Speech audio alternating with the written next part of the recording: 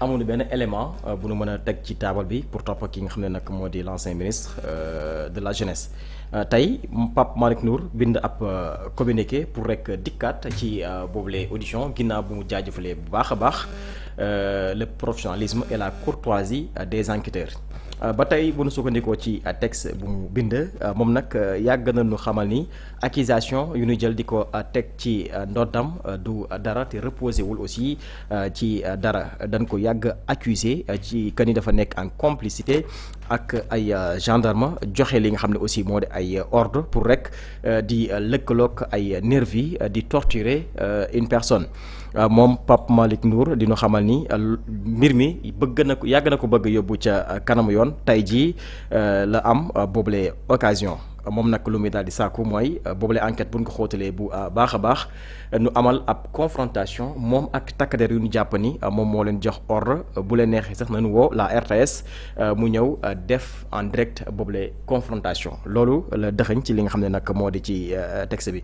alors ginnaaw bu ñu ko dégloo ba noppi moom Pape Malick Ndour ñibbi na avocat am di ñu xamal ni bu ko neexee mu génn réew mi waaye moom it mi ngi sàkku ab confrontation ak takk-der yu ñu koy daal di jiiñ ni dafa joxe woon ay ordre pour torturer ki nga xam ne nag moo di Pape Abdoulaye Touré. waaw dama lire tey son avocat wala kenn ci avocat am. maître El Hadj Diouf mu ni une audition. vide de sens. oui. et dama leen di fekk si loolu man. mais dama leen di fekk si audition boo xam ne amul benn sens. amul sens parce que lenn lañ ci jublu. mooy réew mi ñu nekk dañoo xëy bis. ñuy wax ne tàmbali nañu enquête ci lu jëm ci mbirub victime yi. tàmbali nañu auditionné ki nga xam ne moom moo di Pape Abdoulaye Touré ci saa si ci moment boobu noonu ab président au conseil départemental. defaral boppam ab ordre de mission. ne tàggu naa samay kilifa damaa war a génn réew mi ci moment boobu pourquoi pas avant. pourquoi pas quelques jours après. mais comme par hasard daal ci moment boobu. et puis def ay pexe boppam ordre de mission bu mu defaral boppam. jéem na ko layal sax ci tweetam pour expliquer que oui c'est sama cadre liggéey. soo ko déggee par exemple da ngay jàpp ne bon ANSD gañu ko yóbbu. xëy na dafa am mission bu mu fa war a doxi ji. alors que du loolu moom ay yëfi boppam la ce qu'il voulait la vérité mooy que waa ji dafa bëggoon génn réew mi te dootoo leen ko gisaat parce qu'il a compris que xëy na dinañ ci ñëw li ñu gis yàggul dara ak ministre de la justice ku nekk am nga information que mbir yi dinañ ko tirer au clair loolu c'est sûr. loolu c'est sûr loolu lijjanti nañ ko ba noppi. léegi li tax ma ne audition vide de sens. audition kese la. audition bi say mbir dañ say jubloogul. ba war laa tegal lu leer ci taabal ji. maanaam ils étaient obligés de le convoquer. c'est-à-dire da ngaa jékki-jékki ne da ngaa bëgg a génn réew mi. yoon dafa sew suñ la ne mënoo génn territoire bi. li ko war a firndeel mooy ni tàmbale nañu procédure judiciaire bu la concerné. dem na aéroport ñu wàññi ko. xëy na ci période boobu bon amagut parce que bu fekkoon ne am na laataa loolu dañ lay notifier ne la am na interdiction de sortie du territoire. léegi man je pense que la stratégie mooy comme notifier guñ ko ce qu'on peut faire mooy téye gi ñu ko téye li ñu koy layalee mooy léegi sax yow convoqué nañ la suba. léegi à partir de cette convocation pour man li war a doon résultat bi mooy. fexe ba ne ko léegi comme tàmbali nañ mbir yi ba jot nañ laa déglu. demal nga toog ci biir réew mi nga xaar ñu nga déglu ñu. convocation bi lii kese la amul leneen lu ñu la fa laaj tamit. décorer kii bi la rek ak ut loo fa waxtaanee. mais le problème mooy c'est comme si maanaam la si la réellement temps rek en attendant c'est-à-dire dinaa la wax loolu ni quelque temps pour que ñu voilà mais l'objectif c'était l'empêcher de sortir du territoire sénégalais. moo tax ñoom bu ñu waxee ne audition vide de sens la lii sens ci audition. dafa am lu ko jiitu. mooy il faut que des responsabilités soient situées. xam nga mbir mi enquête bi du moom lañ ci war a njëkk a woo. dafa am ñoo xamante ne ñoom la ñuy njëkk maanaam mbir mi ci suuf lay jóge di yéeg ci kaw. ki def ci loxoom la ñuy jàpp ba ji yëgee ci moom ne man li ma def dañ ma koo defloo ñuy soog a woo ko defloo. moo tax muy demander confrontation. c'est-à-dire ay responsabilité en cascade lay nekk ba keroog muy agsi ca kaw. donc lii mënuñu def sens inverse bi duñu tàmbalee ci ki ne ci kaw. ki def la ñuy téye ki def bu ñu ko téye mu ne man li ma def ni nangam diw moo ma ko defloo ñu toppaat loolu càmbar ko ba woo kooku. situer responsabilité yi ba mbir moomu leer donc je pense que woo biñ ko woo lenn lañ ci jublu. mooy nañ ko woo entendre ko ne ko demal toog xaar ñu. comme que dafa bëgg a génn kut ko kut daa bëgg a génn kut ko kut. nañ ko woo ko demal toog xaar ñu parce que ñu ngi tàmbali nañ enquête c'est simple lii kese la amul leneen moo tax bu fekkee am na nit yoo xamante ne le fait que ñu ne wuy déglu nañ ko bàyyi nañ ko jubloo guñu sax ci ay mbiram nekkaguñ ci donc lii audition la rek buy servir à peut-être déclencher même une procédure boo xam ne au cours de duquel wala de laquelle dinañu càmbar li nga xam ne moom moo jëm ci mbirub fee yooyu noonu ak plainte bi nga xam ne moom Pape Abdoulaye Touré def na ko ngir ñu indi ci ay leeral. doyen Pape Malick Ndour aussi convocation am nag démb ca session de recherche lan mooy doon sa jàngat ci loolu ak enquête bi nga xam ne ubbi nañ ko pour leeral li fi xewoon diggante 2021 jàpp 2024 moo xam ñi ñàkk seen njaboot wala ñu doon torturer ci kaso bi. bon il faut que d'abord ñu préciser. benn mbir. gis nga Maître El Hadji Diouf ak li mu def lu mu wax communiqué bi mu def il faut pas se fier sur les déclarations de Maître El Hadji Diouf Maître El Hadji Diouf na nga déglu toujours bu génnee di def sortie à chaque fois mu ànd ak client bu génnee day profito def sortie mais sortie yi muy def yëpp boo ko xoolee du ko reposer sur amul benn droit boo xamante ni Maître El Hadji dina ko wax Maître El Hadji dina wax ba jeexal du teg article sangam wala sangam si sangam na nga ko déglu toujours sur ses déclarations. Il te dit des choses yoo xamante ni bon finalement da nga naan kii day politique wala day show. démb bu mu waxee ba bàyyi. amul dara lu mu wax yaa ko wax léegi moom lan la wax bi mu génnee nee na une audition lan. non sens. non sens. loolu la wax une audition non sens.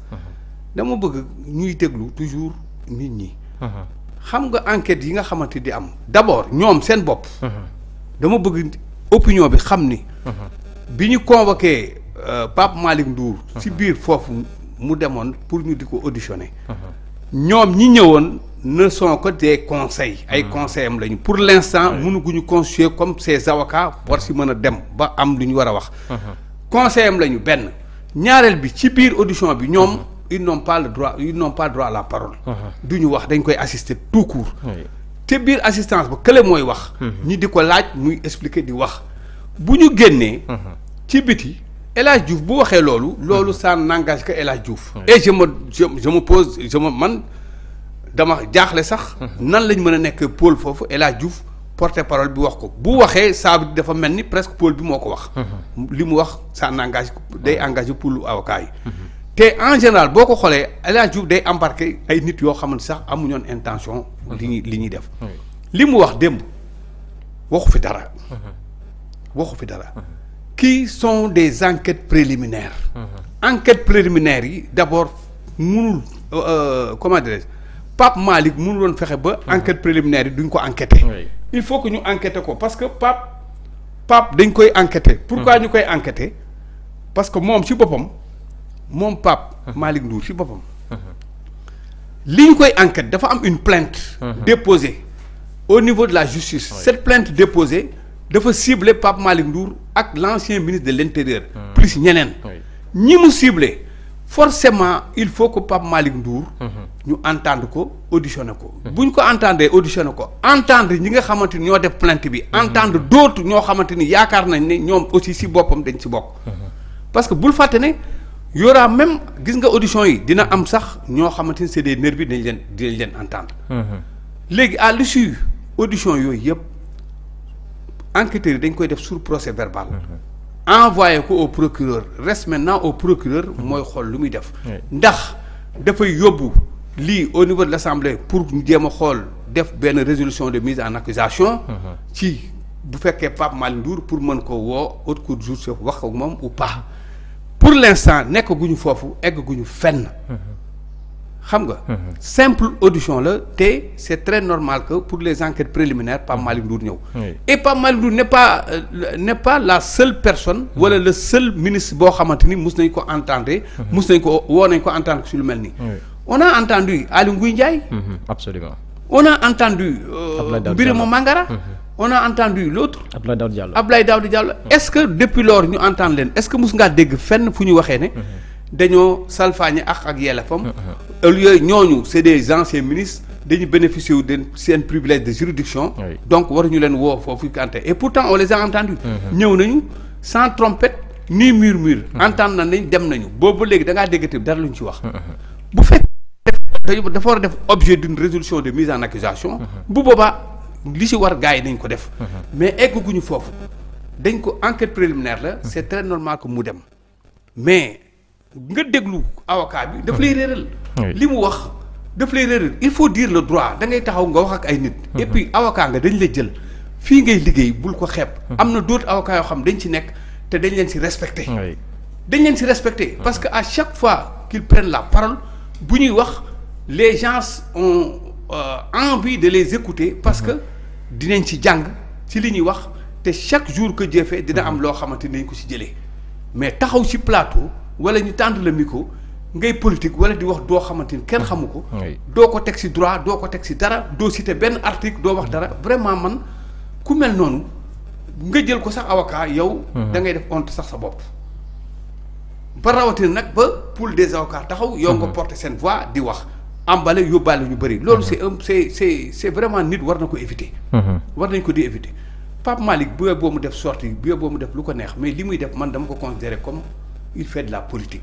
politique lay def li muy wax du droit lay wax defu ko dara te li am démb.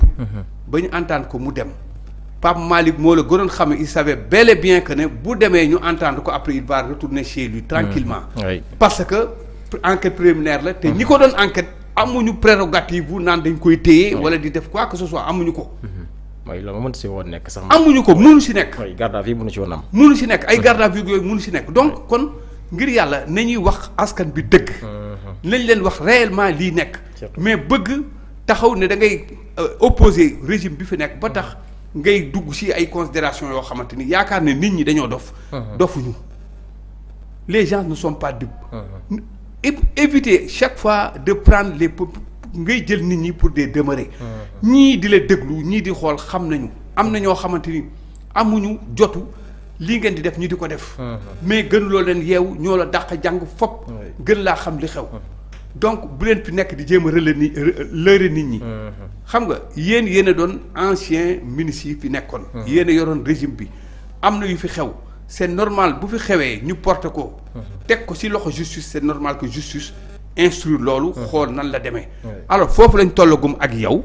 xaaral ba nga xamante ni beneen étape ñëw na ñu soo ko mën wax ci loolu mais quant à taxaw ci mbedd mi di wax taxaw gis naa ko sax démb mu dugg ci oto bi di yëkkati loxo di reetaan di def di show quoi yooyu di show naan am ñoo xamante ni dañ taxaw Pape Malick est sorti libre ci audition am est sorti libre sur quoi il est sorti libre sur quoi yow on t'a demandé de venir ñu entendre la bu ñu la entendre après tu vas partir li nga xamante yéen ñëpp entendre nañ leen on va faire ça sur procès verbal envoyé ko lan moo fi nekk lan moo fi war a jar ngay créer scandale bay tax tàllal loxo naan kii ak yooyu yii ñuy def yëpp manipulation la vraiment en tout cas ce n'est que de la manipulation du leneen du dul manipulation en tout cas doy na waar moom daal